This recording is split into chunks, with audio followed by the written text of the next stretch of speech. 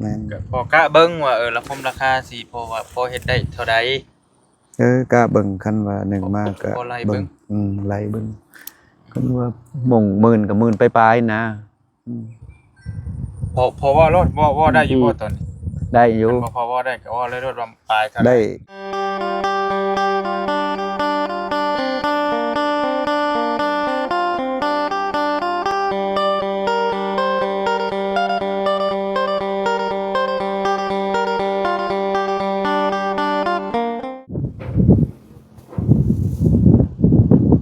พี่น้องเนาะกราบสบายดีและสวัสดีเนาะเปิดภาพมาก็อยู่พี่เด้อบ้านนี้เด้อพี่น้องเนาะอยู่ที่บ้านน้องบุญทวีพี่น้องเนาะ ลงมาแต่เหนือแล้วพี่น้องมาแต่สเตปโปนแหละเนาะมาฮอดจอดถึงบ้านน้องเพิ่นพี่น้องเนาะมาก็ถึกช่วงจังหวะสร้างเพิ่นมาพอดีเลยเนาะสร้างเพิ่นมาแบบมาเบิ่งโครงหลังคาเฮือนน้องบุญทวีนี่แหละพี่น้องเนาะโอ้เนาะพี่น้องเนาะพี่บักหล่าเพิ่นกำลังขนอันนี้อยู่เนาะสบายดีเด้อครับเด้อเอาเป็นลมมันโซงบ่หั่น เต็งอันนี้เมียนเนาะ จะไม่เป็นเฮ็ดเลยสวัสดีอาจารย์ สวัสดีเนาะสวัสดีเด้อพ่อยาวเด้อป้าพี่น้องเนาะขออนุญาตแน่น้อยนึงเนาะ นักข่าวเลยฮักก็มาฮอดเมื่อกี้นี้เลยพี่น้องเนาะพี่น้องเนาะใส่โฟงไม้เนาะ แล้วก็ โอ้ว้าวขึ้นมาเลยพี่น้องเนาะ แล้วก็สิเบิ่งรายละเอียดใหม่กัน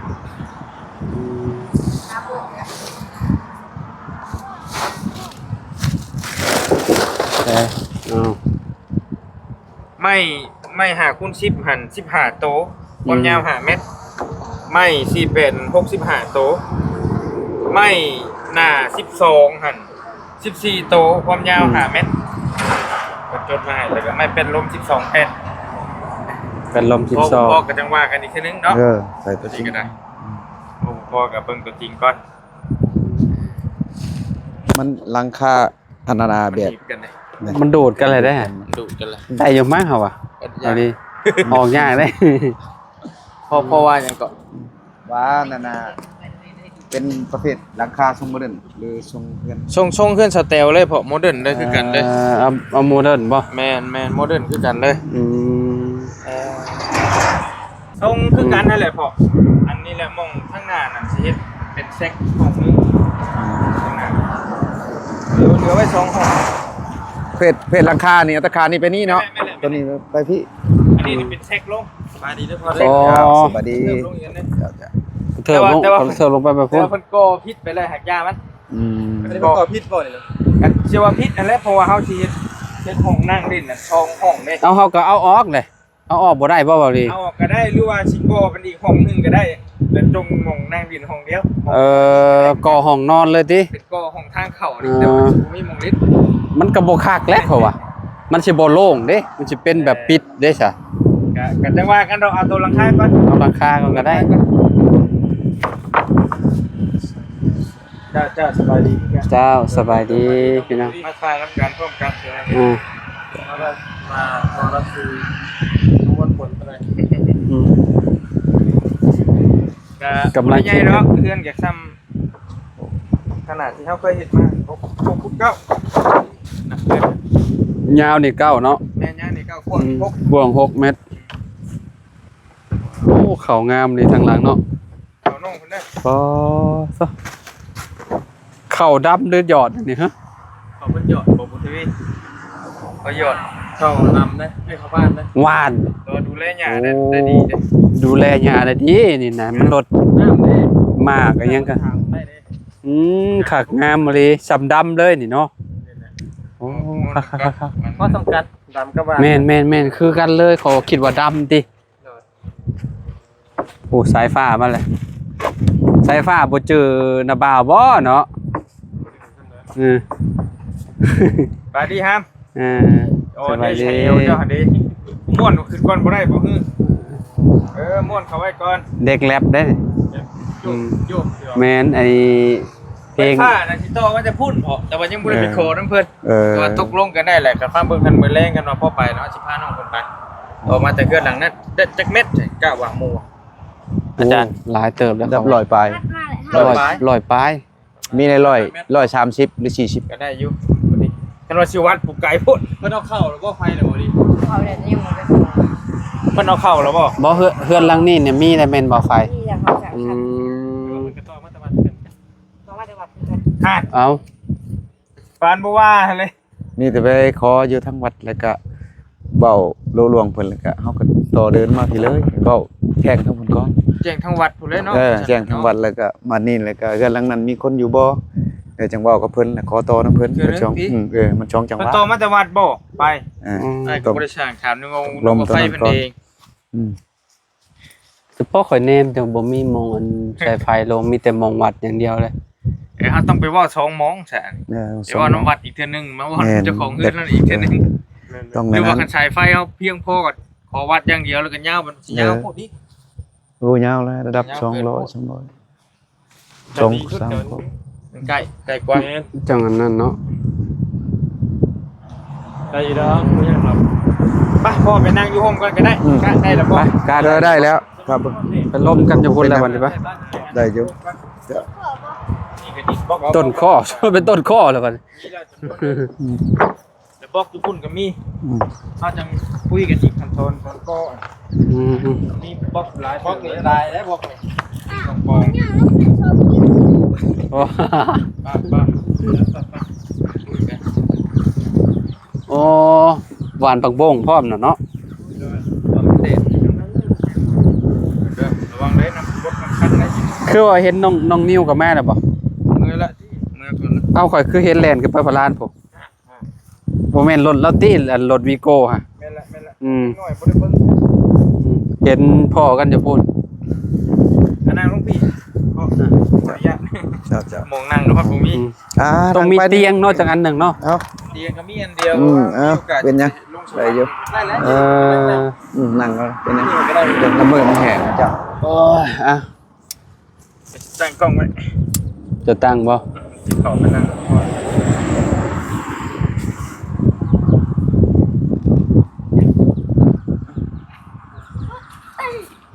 โอ้เราเอาตังค์มาให้แล้ว เ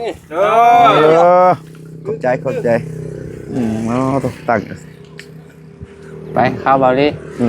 ไปยับอีกยับอีก ยับเข้าใกล้ๆกัน ที่ ใช้คือตังแท้มาครับนั่นั่งงทั้งนี้ก็ได้เอาเห็นบ่ อ่า ขออนุญาตเดินเดิน เพื่อนหากระเหงเนี่ยได้นี่กี่ได้ โอ้ผล ลม ฝนตกอยู่บ่ทางนี่ ตกคือกัน เมื่อวานนี่ได้ บ้านนี่ตกบ่ คือกัน ตกดิ บ่ต้องแห้งได้ นี่แหละพอสภาพมองเห็นเวียกเห็นงานก็ได้ จ้ะ แล้วก็สภาพการเป็นอยู่กับคันว่าพอสิมานอนก็ต้องได้มาปลุกแคมป์นอนใหม่คันว่าพอสิเที่ยวก็พอก็กล้าเบิ่งว่าพอไปได้มาได้บ่ซั่นไกลเติบอยู่บ่ ไกลเติบแต่ว่าเบิ่งตัวจริงก่อน อ่า เพราะว่าหนึ่งมากก็ระยะนี้ก็คือว่าเรื่องเฮ็ดนี่ก็สิบ่ดนเนาะคันมีเตียงอันหนึงก็มีเต็นท์ใส่เลยก็แล้ว เพราะว่ามีเต็นท์เด้ค่อยก็มีเต็นท์ค่อยบ่จำเป็นเพราะฉะนั้นมีเตียงหรือ มี ว่า เตียงอันนึง หรือว่านอนนี่ได้ แต่ว่า คันมาก็นอนในดินก็เพราะว่ามีอันแบบมีมุ้งเด้มุ้งก็ได้ดอกนอนนะแต่ว่าปัญหาแต่ผู้สิช่วยมาก็ประมาณ2คนเพราะว่าคณะกบไม้กบตอกเป็นมือดึงขึ้นก็ สามก็พอบ่หรือว่า2คนก็พอบ างเทื่อก็2คนบางเทื่อก็3 ก็แล้วแต่พอเรา แล้ว พอ สิ จะ แยก มาเอามาคนก็แล้วแต่ตัวนั้นเป็น เพราะว่าอยู่ในนี้ก็คือดอกคือว่าเที่ยวไปเที่ยวมาก็เบิ่งเขาสิมานํเฮาได้บ่นะว่ายันติมันไกล คุยกันอีกเท่านี้ คุยเขาเฮาสิลมก็สร้างมันมีอยู่แล้วนะบางเทื่อว่ามันมีญาติพี่น้องช่างมันว่างอยู่ใกล้ๆก็ให้มาช่วยนะเขาก็ ชุดแล้วแต่พ่อเนาะก็พ่อกล้าเบิ่งว่าใครพอมีฝีมือดีแน่พอมาเฮ็ดซอยเฮาเวียกได้จักเองอีดอก แม่นตัวนั้นแหละ ประมาณ30นาทีไป แม่น การเดินทางรถจักรเรานี่คันวัยรุ่นเฮาขี่ก็อาจจะบ่ฮอด เพราะว่า เอา เฮาก็ จากนี้ลงไปบ้านสเตลเด้จ้า ตัวนั้นแหละ ก็ ก็ คันบอลี่กะยังฮอดอยู่30นาที ก็พอไปพอมาเนาะ แม่น ตีใส่30ไปแล้ว ก็ ถ้าพอแล้วสิ แล่น เที่ยวก็เจ้าก็ตีว่าน้ำมันจะมาเบิ่ง ก็ได้อยู่คันเที่ยวกันได้ที่ความสบายใจแล้วนะ เจ้า การเป็นอยู่ก็คือเห็นนี่แหละคันว่าสิ แม่น นอน แหละ น้อง ก็ ๆกับ คือลำบากปกติเพิ่น เจ้า แม่นแหละ เจ้า ก็สิได้เที่ยวคือเก่าหั่นแหละคือไปก็สิได้ คันว่าพ เที่ อ ยว เที่ยวก็ได้คันว่า บางเทื่อก็สิเที่ยวหั่นแหละมันส แล้วพ บา อย สินอนก็เฮาก็สิไปหาเบิ่งโต๊ะเบิ่งเตียงมาให้ตื่มอีก เดี๋ยวก่อน ก็จังว่ากัน เออ ชื่อแพทย์ตังมาอย่างมากคุ้มทำการอีกนะแล้วก็อาหารการกิน แม่น ก็ ก็คือ ตาม ว่า มีตามเกิด แล้วมันหัก คือเห็นนี่แหล้วเพิ่นก็อยู่ที่แรกนี่ แน สอ ว ง นี้ ให้ แห น้อ ละ งเพิ่น คือจุเฮามาแต่พุ่นก็ถือมา แม่นมีแค่ว่านั่นก็พอ ถือมา หนึ่งข่าวแล้วก็ถือพายมานะ แม่ แต่เฮา อืม เฮามาเฮาก็สิซื้อมาคือเก่าหั่นแหละในอย่างนั้นกินก็ อืม ซื้อมาต้นกันอยู่ดอกคือเก่าหั่นแหละคือเคย แต่ว่าคำนวณเบิ่งตัวลงมือเฮ็ดนี่แหละว่าดำเนินสิลงเบิ่งว่ามือใดก็มาได้พื้นได้ไผเจ้ายังสิลมเลยโทรประสานกันก่อนมามือใดตกลงเลยแต่สิเอาสายพื้นสายไผเอาเครื่องมือมาแล้วก็กบไม้กบตองเครื่องมือเปล่าให้น้ำเพิ่นนี่แล้วกับจุเฮาบ่ได้อยู่นะ ได้อยู่ได้อยู่ดอก ส่วนหลายก็มีแต่กบกับจักรตัดหัน แม่น เอายังอยู่หลังคากบใหม่ก็เพราะว่ามันก็บ่ได้หลายสิกบแต่แป้นหันแป้นนี่สิเอาแป้นปั้นลมใส่เลย แม่น กบแล้วทาสีหรือว่าหรือแบบใด อ่า หรือว่าเอาตัวนั้นกวบก็ยังได้ทาคือเก่า ทาคือเก่า ทาสีนะ ข้าวเครื่องนึง ยังไงทาสีเนี่ย อืม ทาสีนั่นแหละ ทาสีเอาเครื่องนึง คือสี ก็ มาปองนึง ยันว่าจะกวบขังปั้นลมหรือว่าบ่ได้กวบก็ยิงตามชุมเจ้าอืม ทาสีนั่นแหละทาสี สีน้ำมันเอา อืม ปองพอดีหาม จะปองหนึงกันน่ะสิป้อย แน่น ทาแต่ทางหน้ามันสิสิเลย แม่น ทาแต่ทางนอก อืม ทากันเวลาฝนตกฝนหยังใส่เด้ กัน เนาะ หัวกันสาด ยันมันอันนั่นให้มันดอกเอาไว้ ก็คือว่าหั่นแหละ แม่น ก็พอกะเบิ่งว่าละคมราคาสิพอว่าพอเฮ็ดได้เท่าใด ก็เบิ่งคันว่าหนึ่งมากก็ บ่ไล่เบิ่ง ไล่เบิ่งคันว่าหม่งหมื่นกับหมื่นปลายๆนะอืม พอว่ารถว่าได้อยู่บ่ตอนนี้ ได้อยู่ มันบ่พอว่าได้ก็ว่าเลยรถว่าปลายเท่าหร่ ได้คันว่าได้ก็อยากได้16ว่ะคันว่าบ่ได้นะคันว่าบ่ได้ก็ลดลงมาก็เอากันนะ จังได้ 16,000เนาะ แน่น 16,000 บาท ก็เพื่อไปเพื่อมาความสะดวกกินอยู่และคือน้องกับเพิ่นก็ตั้งแต่เฮาซื้อข้าวซื้อน้ำ แม่น คือพ่อนี่คือว่า บอกคันว่าบ่ตัวเข้าตัวน้ำเด็กก็เฮาเว้ากันแบบนี้ก็ สบาย มีแต่พอคันว่าพอได้เที่ยวกับพอหนึงแล้วก็พอพายมา พายมากินอยู่พี่ คันว่าสิอาศัยน้ำน้องเพิ่น แม่ ก็ น มันก็คือเฮาฮู้นั่นแหละนี่เพิ่นกุ้มปากเพิ่นเองก็ดีแล้วนะ อันนั้นซะแต่ถ้าอยู่ในกินก็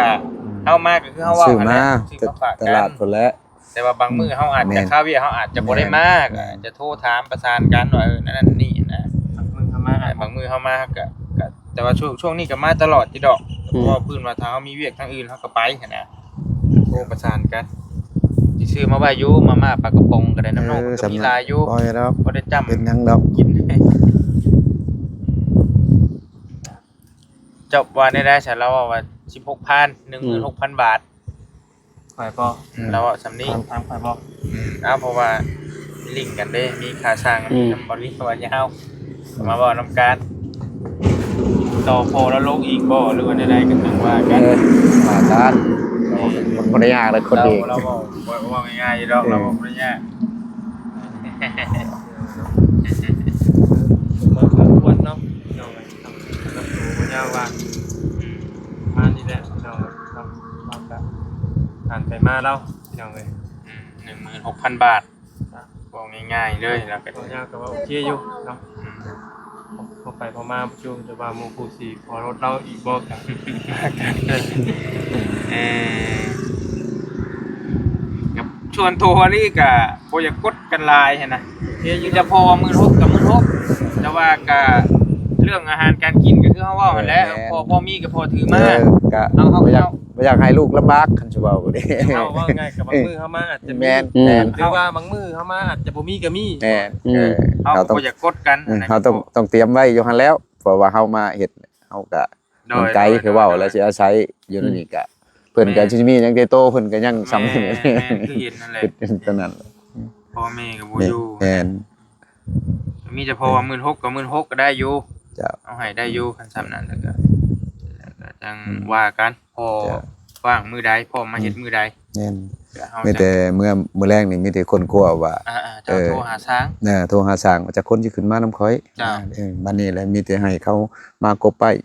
แล้วเรียบร้อยแล้วปันลมเลยท่าชี้ไว้ โดย แล้วพอแต่ว่าตัวนั้นตัวนี้ขึ้นโค้งเลยก็จังแทกแผ่นแทงหยังมามุงตัวว่าสิบ่โดนดอกเบิ่งก็ว่ายังกี่หลาย บ่เพิ่งไปได้ดอกคันว่ามีแต่คนเป็นงานหั่นน่ะ แม่น มีแต่ผู้ใหญ่เฮ็ดนํกันจืดจ้ะมันบ่เพิ่งดอกเฮ็ดหลังคาสินะ แม่น ข้อเดียว อืม ก็บ่ว่าดอกข้อเดียวเนาะก็หลายมันคือจะมีคุก หลายมื้ออยู่ แล้วก็อย่างน้อยๆอาทิตย์หนึงบ่หลุด บ่ไล่พุ่นแล้วอาทิตย์หนึง อาทิตย์หนึง ครบใหม่ครบต่อ แม่ เนาะ เพื่อเฮ็ดห่างเฮ็ดหยังขึ้นอีกเด้ แม่น อันนั้นอีกได้อยู่ อืม พอได้หำพุ่นน่ะผู้เจ้าของเฮือน ลองต่อมึงดู ชะบ่ได้ว่าต่อจ้างเพิ่นสิเอานำ 16,000 บาทพอจ้างอยู่บ่ ด้วยจักอย่างนั้น เพิ่นก็บ่นี่หรอกแล้วแต่ชุมเฮา แล้วแต่ชมเฮา แม่นแล้วแต่เฮาสิเฮ็ดให้ได้ก็ได้ก็โอเคอยู่บ่ส่วนตัวบ่ลีหรือว่าพี่น้องมีความคิดความเห็นใดๆก็ส่งมาบอกกันเนาะสำหรับโครงสร้างแล้วนี่เราก็เว้ามาซ้ำนี้คันที่ต่อเราอีกก็ได้อยู่ได้ แต่บ่ลีก็บ่อยากกดแล้วหลายเพราะว่าเพื่อค่าไปค่ามาค่าน้ำมันน้ำมันนั่นแหละ เพราะว่ามันก็ค่อนข้างสิไกลอยู่ได้เนาะ แม่ก็เห็นใจเราอยู่ พอฟังนะพี่ แม่นพอฟัง เนาะ ก็ต่างนี่แหละต่างหาต่างช่วยกันนั่นแหละพอแล้วก็คือสิฮู้ดีอยู่ดอกว่าเฮาก็เฮ็ดช่วยเหลือได้บ่ได้อิหยังมากมายนะเพราะว่าพอแล้วนี่ก็การเป็นอยู่แล้วก็มีแต่เนี่ยไฟโซล่าร์เซลล์ก็บ่ได้มีเถียงแล้วก็สิใหญ่กว่านี้หน่อยนึง สีค่ำ ซ้ำกันนี่แหละ ค่ำๆก็ยังไผ แต่ว่ามันสูงซื่อ แต่ว่าทรงมนุษย์ ตอนนี้เป็นยังไงได้ลูกแล้วบ่ บ่ โอ้ยัง บ่ได้แหละ คือสิบ่ได้แล้วก็ บ่ได้ เนาะ อืม เฮากันดึงมาก็สุขภาพอีกสองมาก็เฮาครอบครัวเขาก็บ่พร้อมเพราะว่าเขาก็บ่แข็งแรงเด้กันเฮา โดย เมียเราก็อ่อนๆนี่อยู่นะคือเห็นนั่นแหละ เว้าบ่ได้แต่ว่าอยู่กันไปหั่นแหละ อืม ตั้งเสาไว้แบบนี้ก็เทคานไว้ก็จักยามใดแหละคันบ่ได้มุงจังกะสีก็ บ่ตั้งเสาแล้วก็ แน่ตั้ง เจ้าตั้งไว้หรอพ่อ ตั้งเลยได้ก็ทมดินก็เงินแต่พุ่นแล้วไปเข้าเฮือนเขาเซาแตวเฮ็ดท่อนโฮมไว้เทื่อละ500เทื่อละนั่นก็ซื้อเช่าหาก็เริ่มเฮ็ดบางเดือน6นี่แหละก็ได้เช่ามากไปเฮ็ดเวียกนอกในนิดหน่อยก็โฮมเข้าพอจุบเช่าเอาเช่าก็แบ่งไว้ให้เมียใช้แน่บางมื้อก็จนบ่มีพุ่นแล้วเคาะใส่จักให้มัน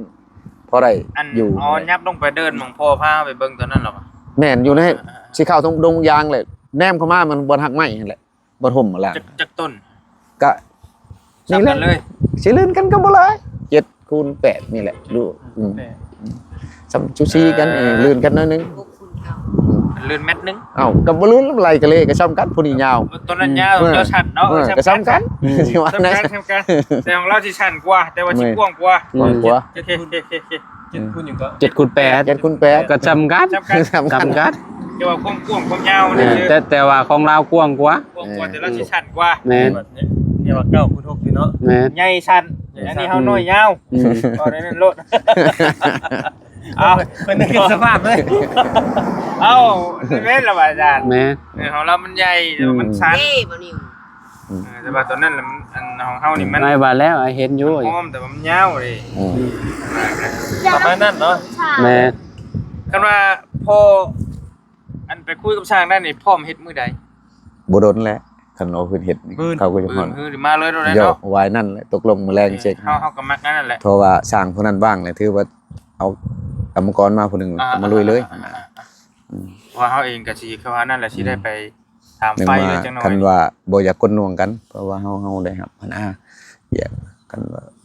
ระบบ จะ คือ บ่ได้ ว่า ว่าเฝ้าจะบ่ได้ว่าเฝ้าพอพิลึกแล้วแต่ แม่ ว่าน คันเราไว้ได้ก็ดีนะ เพราะว่าเอาก็อยากกบไม้กบตอกทาสีเอาขึ้นโค้งไว้ก็ดีนะกันว่ามันบ่ เจ้า ปัดมึงว่ามื้อนี่แหละอยากลงนะวันจันทร์วันค้านนี้นะ เจ้าโอเคแค่นั้นแหละเฮาสิไปถามเรื่อง อืม ฟืนเรื่องไฟเลยค่ำๆจังหน่อยนี่จังไป นี่แต่ พาน้องๆเพิ่นไปหา พ่อน่ะสิออกเมื่อก่อนก็ โดย สิคอยเมื่อเพราะว่ายางรถทั้งหลังนี่ก็ขี่ไว้บ่มั่นใจ พอติซื้อมาก็บ่ได้ถ่ายเลยได้แปลงโอ้เบิด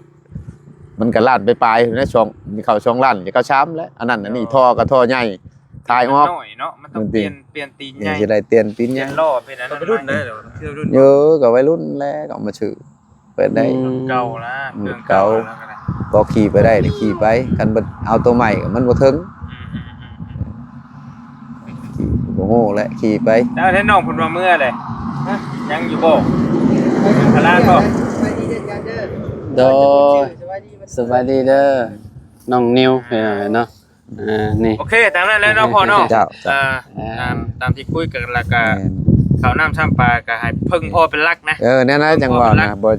นั่นบ่อยังให้ลำบากทางนี้มาก็เฮาหากินกันเฮาได้หลายก็แบ่งเพิ่นกินน้ำกันนั่นแหละ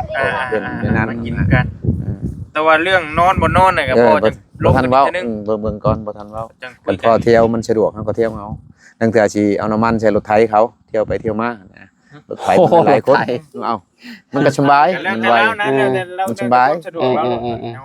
ถ้าสมมุติว่ารถจักรผัดซ้อนกันมา2-3 คนมันบ่ได้หลายอันนี้รถไถแค่นี้มีหยัง ไทย ใส่ ตื่นแต่เช้าก็มาเนี่ยก็บ่ได้ถึงบ่ได้ดอก ใส่เลข3เลขเนาะ4เลขกันโย ก็ไว้คือกัน ก่อน ตัวมาได้ฮะ มันแตกรูปดี โทรประสานกับสร้างซุมทีมงานก่อน สั่นเขาขี่รถจักร รับบ้าน ปัญญา แต่ มีแต่ว่าพื้นไฟพร้อมแล้วแหละสายพื้นสายไฟเลยกาวว่ามือจุข่อยมาเลยเริ่มพร้อมกันมาต่ สา อย ไฟพอมีประมาณจักเม็ด 70ปานนั้นแหละ70 70 หมดเนาะ มันมี ต้องได้หาเพิ่มอีก ฮอดบ่หัวฮะ ได้อยู่หวน 70 โอ้ เนาะ แต่หัวไปพุ่นมือฮอดแล้วบ่พุ่นมาแต่พุ่น ก็ต้อง แน่งแต่พุ่นมาสิฮอดกบกุ้งเพราะว่ามันมี3เกาะ3เกาะไป ใกล้ได้ว เพราะว่าโตบ่ได้ใช้หั่นระยะหั่นไล่ประเมินว่าก้อหนึ่งก็30เนาะ2ก้อมันก็60บัดนี้มันเป็น3เด้3ก้อ พอเลย จังหวะ ลองมา โอ้น่ะสิพออยู่บ่จักเขา กันว่าระยะเฮือนเขาสแตลไปใช้ตะกี้ก็ประมาณตัวได้50เมตร มัน ก็ ก็ ตึ เอาน้ำเพื่อนไปตู้น้ำผลเนาะ แน่นแต่ว่าเฮาเน่งมาเลยเฮายังผ่านได้ชำตัวนี้ไปพุ่นเพียงถึงหั่นน่ะ ใกล้นึงบ่ได้ใกล้นะ ก่อเดียวอันน่ะอันนี้มันยังอยู่3ก็กองไฟ ถ้าเบิ่งตัวจริงกันก่อนว่ากัน มันบ่พอจังว่ากันถ้ามันพอแล้วก็สบาย พอละ16,000พอจ้างอยู่บ่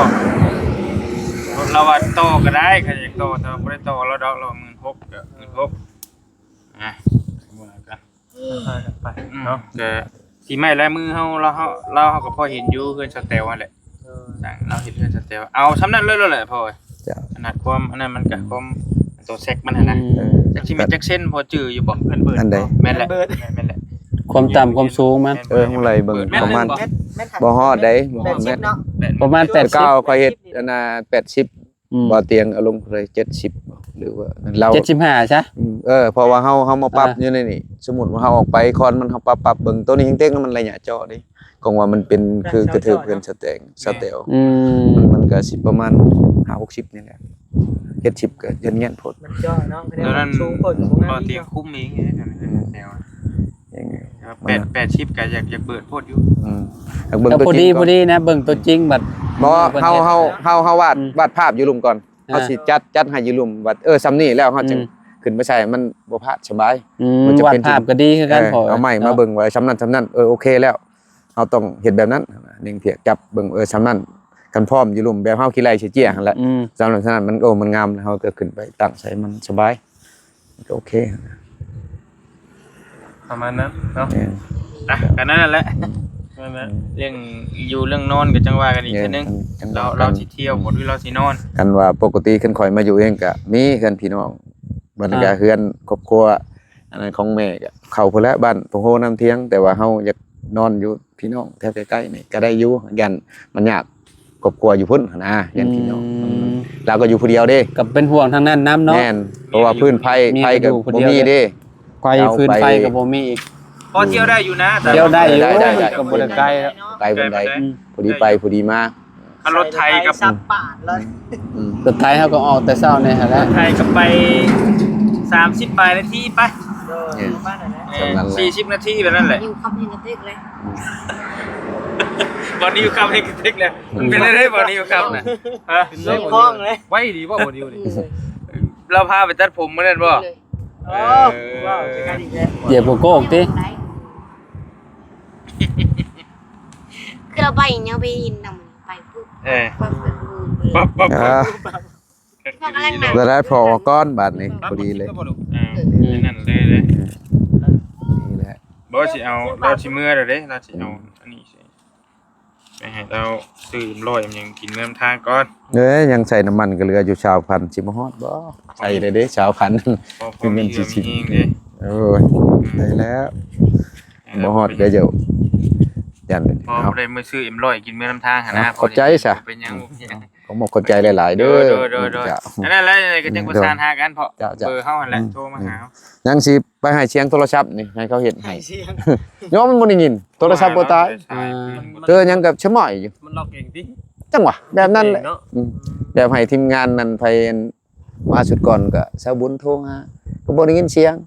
ก็เบามีโทรบ่ได้ยินบ่เบิ่งป้าจักโทรศัพท์บ่เฮ็ดกระตอบของพ่อสาวแต๋ว คื นั่ น นก็ นี้ ได้ เฮาโทรกับได้ชายเนาะเมียเราก็วนก็ว่าอยู่ไปทางใดแล้วบ่ผัวเราอ่ะไปหาแล้ว ตอนแรกก็ธรรมดาบ่ พอโทรบ่ติดแล้วเราก็กวนก็ว่าแล้ววันนี้มื้อคืนนี้ก็ได้ อักษรลายในคอยหั่นใช้มาเฮ็ดเวียกเมื่อยๆค่ำใช้แล้วนอนหั่นจนเต็มอิ่มแล้วอันนี้ของปชนะกินข้าวแล้วเลยค่อยนอนเพื่อตื่นมาแหละมีแห้งแล้วไปเฮ็ดเวียกนั่นน่ะบ่ได้สูบไปใส่เฮามันเมื่อย ป้านั่นแหละ โอเคนั่นแหละ เจ้า เพราะฉะนั้นมันชา เจ้าดีแล้ว ใจละลาย ขอบใจละลายขอบใจละลาย ว่ากัน เดี๋ยว เอาไม่ เนาะ ตกแตกกัน เรียบร้อยวันนี้ พูดคุย เนาะเรียบร้อย ดูดไปทางไหนมันดูดไป แม่น คือว่าสรุปแล้วเนาะสรุปคือให้ทางพอเราเฮ็ดเนาะ ให้เรานี่แหละเฮ็ด ได้ ก็สิยกเลิกทางไอ้อาจไป ทบเนาะ 16,000 บาท ทางนั้นอยากได้เท่าไหร่ก็ ท่านนั้นเพิ่นอยากได้12ล้านเพิ่นก็จะไล่ค่าอยู่ค่ากิน 12ล้านนี่ก็ 18,000 17,000 18,000พุ่นแล้วเนาะ แต่ว่าเป็นไล่ค่าข้าวค่าน้ำนั่นก็ได้ก็บ่ว่าดอกแต่ว่าเฮาก็ ยังบ่ได้ต่อ ยันมันช้านะยันมันช้าเพราะว่าเพิ่นเฮ็ดอยู่พารานเดี๋ยวนี้เด้ อ๋อเพิ่นมีงานอยู่อ๋อ มีงานอยู่พารานพุทธ อืม ก็เลยว่าก็เลยว่าอยากให้มันไวนี่แหละเพราะเฮาสั่งไม้สั่งตอกมาแล้ว ยันมันงอ อย่ามันงออย่ามันตกเหี่ยเสียหายให้แหละ แม่นนั่นแหละเพราะว่าบางทีน้องๆเพิ่นบ่อยู่เนาะบางทีไปลิ้นไปหยังหั่นน่ะขึ้นโครงขึ้นหยังแล้วเรียบร้อยยังว่าใครเนาะว่าลี แม่นอยากให้มุงหลังคาอยากให้มันแล้วเป็นขั้นเป็นตอนไปเพราะว่าผู้ใหญ่ใจะดีหลายท่านเพิ่นก็ท่าเบิ่งอยู่เด้ อืม อยากให้น้องเห็นอยากเห็นหลังคาให้มันแล้วไปทีละอย่างทีละอย่างกันถ้ามีทุนมาอีกก็จังอันนั้นมาก็จังก่อให้น้องเพิ่นก่อแล้วก็เทพื้นแค่นั้นแหละปิดประตูนอนยังบ่ได้ก็ได้น่าจะก่อนะก็โอเคแล้วนอนให้มันปลอดภัยเน่คือจังหน่อยอยู่ร่วมกันที่ได้นะหลายคนก็ถามมาอยู่พิกัดส่งโลเคชั่นให้แน่ก็ถึกนึกน้องแต่ว่าบ่เลยก็บ่ทันได้บอกบ่ได้บอกจุดเพิ่นน่ะว่าเป็นห่วงความปลอดภัยเพิ่นนั่นแหละเมื่อวานนี่ก็หลายคนอยู่เขาเฮาบอกก็ลาอยู่เด้เขาเจ้าเอาเงินเอาทองมาให้เอาในอยากน่ากินก็ได้แต่ว่าเฮาก็ยังบ่ทันอยากบอกปานใดเมื่อวานนี่ก็ให้คนละแสนอ้ายเป็นมาแต่ตีไก่ ตีไกชนะนะที่ แม่น คล้า บ้าน ย เนี่ยในข้างในนะ ๆคล้ายๆว่ากูชนะแบบนี้สิมาให้บ่น้อย2ตัวนี่ เป็น เหรอ บุญกุศลเราได้ฮะเจตนาดีเด้การชนะเลยสิมาทำบุญหั่นได้ทำบุญนี่ลิเมื่อวานนี่เด้อาจารย์ FC เพิ่นเห็นเลย อืม เพิ่นมาแต่ตีไกลเพิ่นผ่านไปแค่เพิ่นตั้งใจไว้ว่าถ้าชนะมื้อนี้แหละกลับมาสิให้เอาเงินมาให้เด็กน้อยนี่นะ ก็ได้เลย แล้วชนะอีหลีแล้วก็เรามาให้คนละแสน ที่พอนิ้วเรื่องไหน เงินนั้นน้องนิวเพิ่นถ่ายคลิปอยู่ โปรโมทนี่ก็เนาะว่าวันนี้เลย ภาษานั่นแล้วเนาะพี่น้องขอบมุกขอบใจทางพ่อแม่พี่น้อง FC ว่ากูสู่ทุกคนนั่นแหละพี่น้อง อันใดๆก็ส่งความคิดความเห็นมาเนาะบอกกันพี่น้องแต่ว่าทางบอลลี่เองก็ว่ามันพอไปพอมาอยู่แต่บ่อยากกดเราหลายเราก็ว่ามาบ่จ้าง สำนี้ก็สมควรอยู่บ่ลีบ่มันก็บ่ได้แพงเกินไป เพ หั่น ราะ น่ะ ว่าเฮ็ดนี่ก็หลายมื้อเติบอยู่ คืนนี้ แล้วก็เข้าน้ำอีก แม่น เฮาบ่ได้ว่าเลี้ยงเราได้เราหามาเองเราได้เราเที่ยวอีกเราสิเที่ยวอีกก็เลยว่าโอเคก็ได้แล้วอย่างน้อยเราเหลือจักคนละ 3-4,000ก็เอาเราก็ได้นะเพราะคันว่าเราเฮ็ด3คนก็เหลือคนละ 3-4,000ก็นั่นแหละต่างเพิ่นต่างซอยกันไป อันนั้นเด้อพี่น้องอยู่ดีมีเฮงเนาะขอบใจหลายๆที่ติดตามรับชมมีความคิดความเห็นใดๆก็ส่งมาบอกกันเนาะอยู่ดีมีเฮงเด้อจังว่ากันพี่น้อง พี่น้องเนาะสบายดีเด้อสบายดีเด้อโดยเนาะอยู่ดีมีแฮงอยู่ดีมีแฮงเนาะขอบคุณหลายๆพ่อแม่พี่น้องเอ้ยเนาะมื้อนี้เนาะมากระถึกจังหวะไอ้ทางเนาะทางพ่อยาวเนาะมาเบิ่งอันนี้พี่น้องเอ้ยเนาะมาเบิ่งโครงหลังคาเฮือนน้องบุญทวีกับน้องสายฟ้าเพิ่นเนาะประมาณนี้พี่น้อง 6,000 บาทพี่น้องเนาะก็ดีมุกดีใจนำทางน้องประเด็นหลายพี่น้องเนาะเอาพอกันไหมเนาะสบายดีและสวัสดีพี่น้อง